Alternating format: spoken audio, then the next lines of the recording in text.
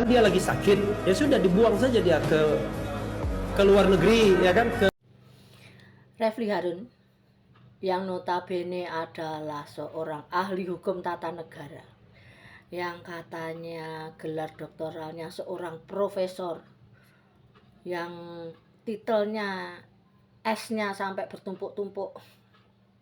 Tetapi saya heran cara berpikirnya lebih goblok dari ODGJ yang ada di pinggir jalan. Dia bilang di 2 tahun pemerintahan Prabowo Gibran ini target mereka adalah satu, adili Jokowi.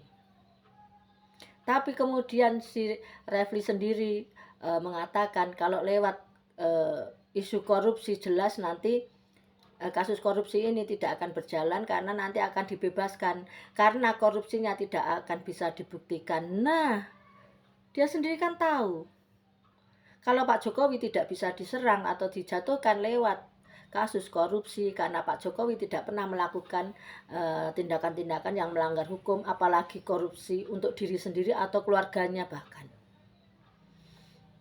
Nah, kemudian dia bilang atau lewat persona non grata. Sekarang Jokowi kan sedang sakit.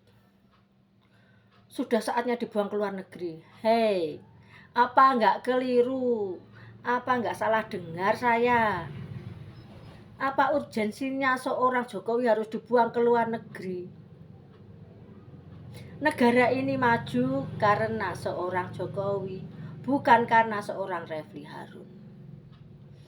Pembangunan di mana-mana masif, infrastruktur semakin bagus, ekonomi rakyat semakin meningkat. Bahkan saudara-saudara kita di Papua pun merasakan BBM satu harga.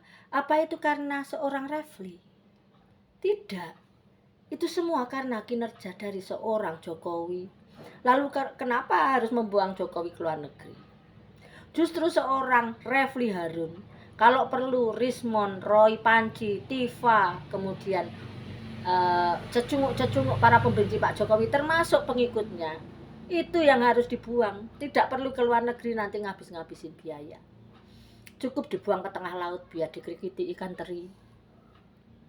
Kami lebih rela kehilangan para benalu bangsa dan sampah-sampah ini daripada harus kehilangan seorang Jokowi. Jadi Refly, kamu kalau mengeluarkan statement harus kamu pikir dulu, itu pun kalau kamu masih punya otak. Jokowi tidak sendiri. Jokowi banyak didukung masyarakat, bahkan masih banyak yang mencintai beliau dan rela untuk senantiasa memproteksi beliau. Dari samping, depan, belakang, atas, bawah, Pak Jokowi tidak akan pernah sendirian. Begini loh, inilah susahnya ya menjadi seorang pemimpin yang baik di Indonesia ini, yang masih ada saja meskipun tidak banyak ya dibandingkan yang cinta Pak Jokowi. Manusia-manusia ini cuma beberapa ekor. Manusia beberapa ekor ya. Ya, makhluk-makhluk ini cuma beberapa gelintir sebetulnya, yang tidak pernah tahu berterima kasih kepada seorang pemimpin yang sudah membawa banyak kemajuan untuk negeri ini. Itulah sialnya Pak Jokowi. Kenapa harus menjadi pemimpin di negeri yang masyarakatnya itu banyak yang SDM-nya masih rendah, yang tidak tahu berterima kasih, yang tidak punya akhlak dan adab. Bagaimana cara menghormati seorang pemimpin? Apalagi yang namanya seorang Refly Harun ini ya, sakit hatinya. Mungkin sakit itu ya kehilangan jabatan. Kan dia dulu kan diberi kesempatan 2 kali menjadi komisaris, tapi 2 kali pula dia dipecat. Kenapa ya? Karena dia tidak becus bekerja. Nah, manusia-manusia, makhluk-makhluk seperti inilah yang sebetulnya pantas untuk dibuang, bukan seorang Jokowi. Paham? Negara ini membutuhkan Jokowi, bahkan tidak hanya seorang Jokowi. Untungnya Jokowi ini ibaratnya sebuah pohon memiliki buah yang saya yakin 11 triliun %. Sudah ketularan Rismon saya. 99,9% saya yakin buahnya pun tidak akan jauh baiknya daripada pohonnya. Pohon yang baik pasti akan menghasilkan buah yang baik selama kita ikut menjaga, ikut merawat supaya pohon itu tidak menghasilkan buah yang buruk karena adanya ulat, adanya virus, adanya hama ya.